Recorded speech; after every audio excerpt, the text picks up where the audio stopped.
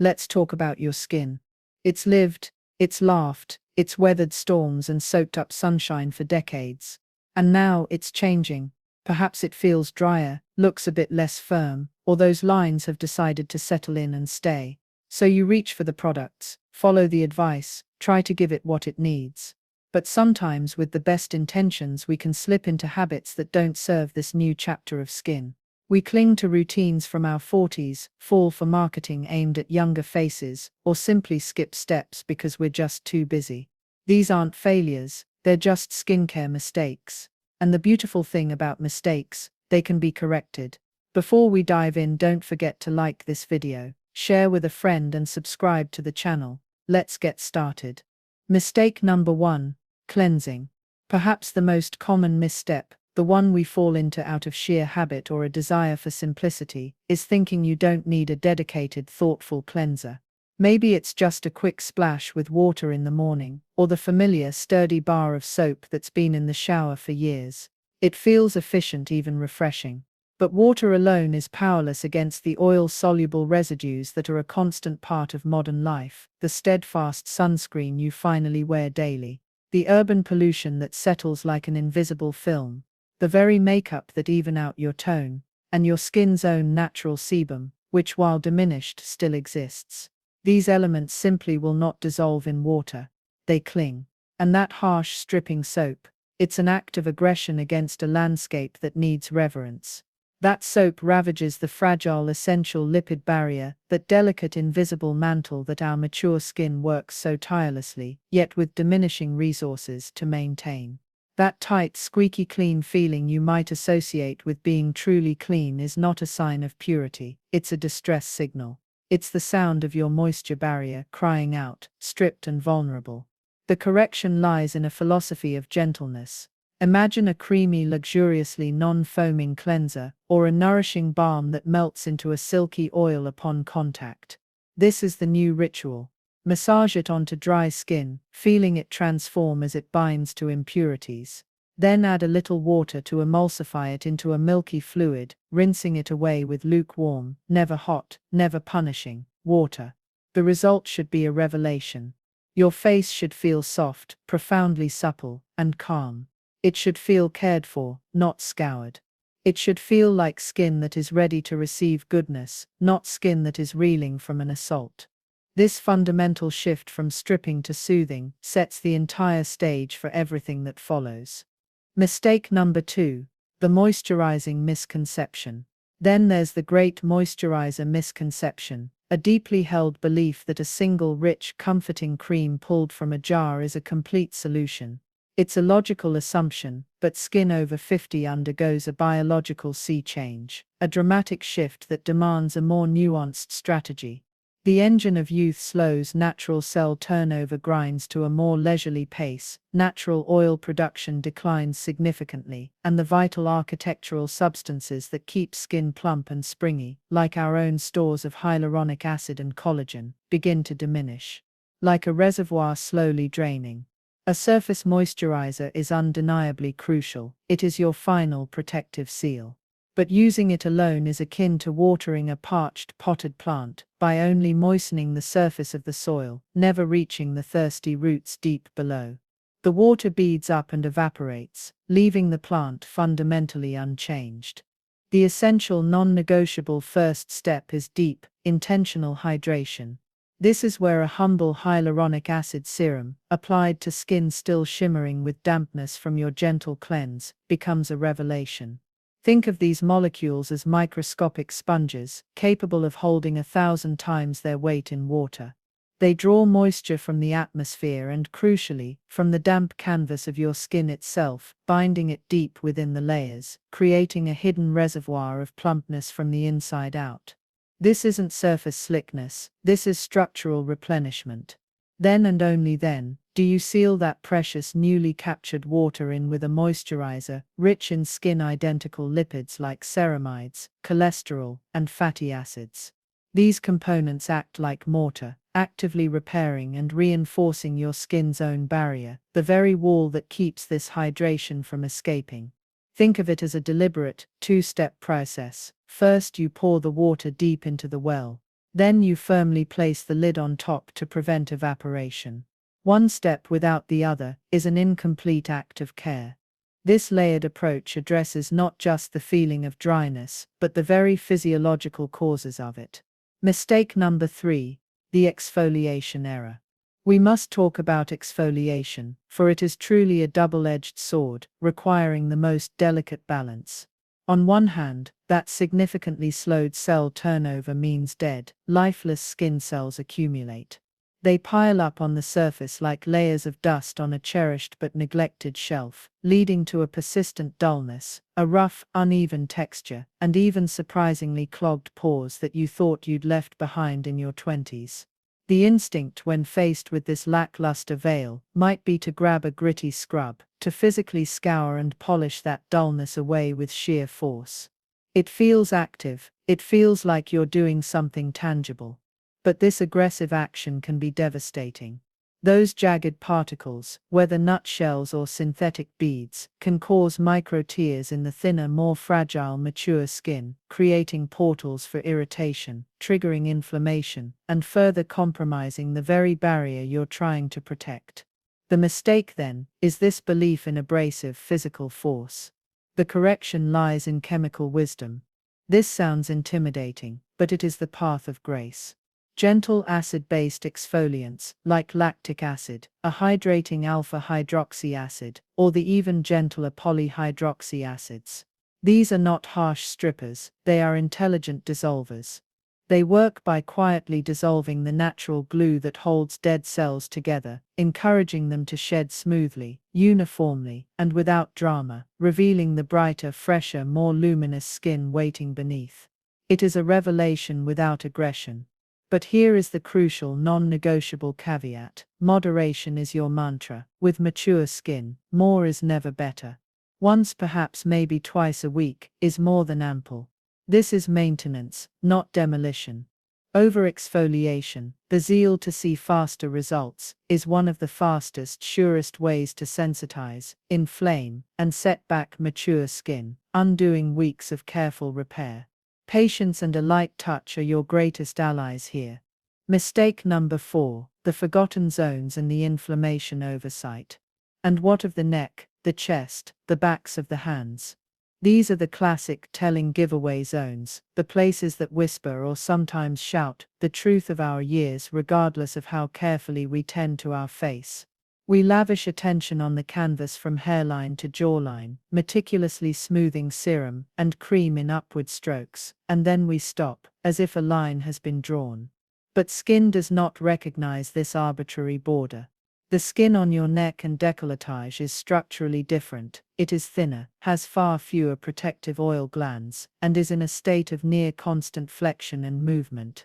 It is under relentless tension, and shows the effects of time and sun with fierce clarity if left neglected. Your hands, constantly washed, dipped in cleaning solutions, exposed to the elements without a second thought, tell their own eloquent, silent story of a life lived actively. The mistake is this geographical limitation, ending your sacred routine at the chin. Your skincare should have no borders. It should flow, like a nourishing waterfall, down over your throat, across your collarbones, and onto your chest. Use the same gentle cleanser here, pat on the same hydrating serum while the skin is damp, massage in the same nourishing moisturizer. This is not wasteful, it is essential. And for your hands, a dedicated thick reparative cream at night, perhaps even one containing gentle retinol or firming peptides, can work minor miracles. Don't forget the backs of your hands, which bear the brunt of the sun's gaze just as much as your palms. Treat them with the same reverence. Closely linked to this is a more invisible, yet pervasive topic: inflammation.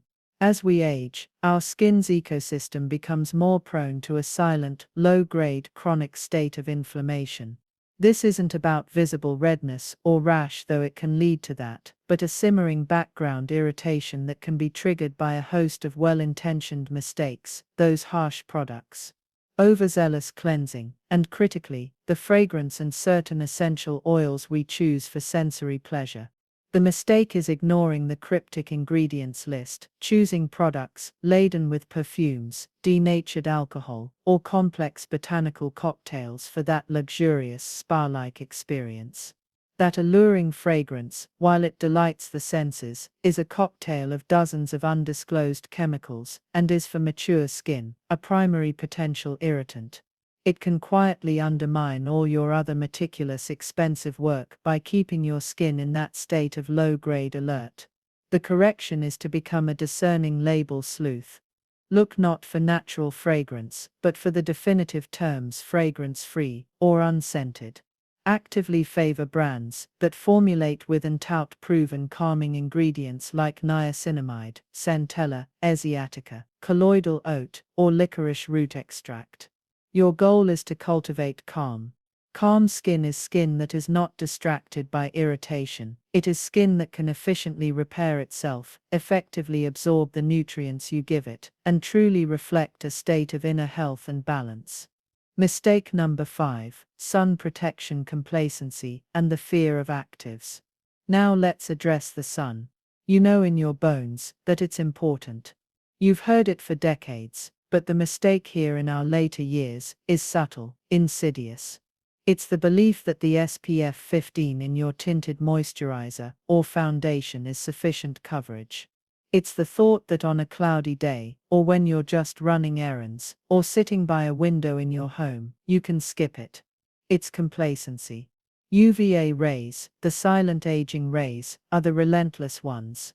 They penetrate glass, they pierce through cloud cover, and they are a constant 365 days a year presence.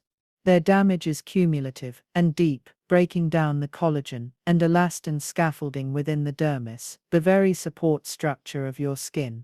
A tinted product with minimal SPF is a token gesture, not a defense. The correction is a committed non-negotiable relationship with a dedicated, broad-spectrum sunscreen of at least SPF 30. This is not merely a product, it is the final most crucial step of your morning ritual, applied religiously every single day, without exception or debate, rain or shine, indoors or out. It is unequivocally the single most powerful anti-aging and skin-preserving product in existence. And please apply enough to matter. A full teaspoon for the combined face and neck is the golden non-negotiable rule. Skimping here renders the entire exercise futile. Mistake number 6. Fear. Specifically, the fear of powerful, transformative ingredients, most notably the vitamin A derivatives known as retinoids. Retinol and its prescription-strength cousins are the undisputed gold standard in dermatology for encouraging healthy cell turnover, boosting collagen production, and fading the sun damage and hyperpigmentation of decades. The mistake is avoiding them entirely due to terrifying stories of peeling, redness, and the dreaded retinization purge, or conversely, using them incorrectly, slathering on too much, too soon, too often, and without proper preparation, leading to a painful backlash that only confirms the fear. The correction is a philosophy of respectful, patient, and intelligent introduction. It is a courtship, not a conquest. Start with a literal pea-sized amount of a low-concentration, well-formulated retinol product. Apply it once a week, and here's the key. Apply it over your moisturizer. This buffering technique allows the active to work gradually and gently. As your skin quietly acclimates over weeks, you may gradually increase the frequency to twice a week, then perhaps every other night. Always follow with your moisturizer. And listen to your skin. If it remains too sensitive, know that there are excellent gentler alternatives, like bakuchiol, a plant-derived compound that offers similar benefits through a different soothing pathway. The ultimate goal is not to bully your skin into submission with brute force, but to wisely, kindly coax it into a state of renewal and resilience. This partnership, built on respect and consistency, yields the most beautiful and lasting results. Finally, there is the mistake of expectation. Looking for overnight miracles, buying into the hype of a miracle cream that promises to erase decades. Skin transformation is a marathon, not a sprint. It takes consistency, patience, and kindness. It's about nurturing the skin you have now, not punishing it for not being the skin you had at 30. It's about health, not perfection. A glowing, healthy, comfortable complexion at 60 is far more beautiful than a tight, irritated, over-treated one trying desperately to look 40. So, take a gentle audit. Listen to your skin. Is it tight? Switch your cleanser. Is it dull? Introduce a gentle exfoliant. Is it thirsty?